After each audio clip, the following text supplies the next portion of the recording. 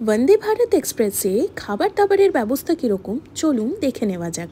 আমার গন্তব্য ছিল রামপুরহাট। তারামায়ের দর্শন করতে তারাপীঠ যাচ্ছিলাম।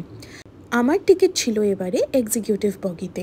সো উঠেই ফার্স্টেই যেটা পেলাম সেটা হচ্ছে একটা করে গোলাপ, দ্যাট টু লাল গোলাপ। দেখেই তো মনটা খুব খুশি হয়ে গেল। সকাল সকাল লাল গোলাপ পেতে কার না ভালো লাগে। দেখুন কি সুন্দর লাগছে দেখতে। কিছুক্ষণের মধ্যেই তারা চা সার্ভ করলো। ছিল গরম জল আর স্যাশেতে ছিল জিঞ্জার টি, যেটার বদলে আমার যেহেতু টেস্টটা খুব একটা ভালো লাগে না, আমি কফি নিয়েছিলাম। তো ওনাদেরকে রিকোয়েস্ট করাই তারা টি স্যাশেটা চেঞ্জ করে আমাকে কফি স্যাশে দিয়ে গেছিলো।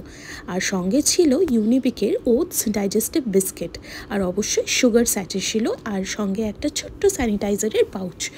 ঝটপট কফিটা তৈরি করে নিয়ে বেশ মনোরম একটা ওয়েদার ছিল বাইরে, বৃষ্টি ভেজা আকাশ, চারিপাশটা বেশ সুন্দর সবুজে ঢাকা, খুব সুন্দর লাগছিল দেখতে। এই মনোরম দৃশ্য দেখতে দেখতে কফিটা এনজয় করলাম। কিছুক্ষণের মধ্যেই দেখলাম ব্রেকফাস্টও চলে এলো।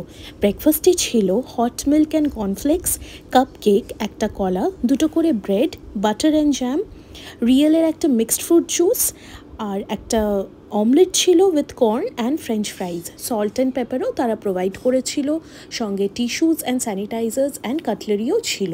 ব্যবস্থা বেশ ভালো।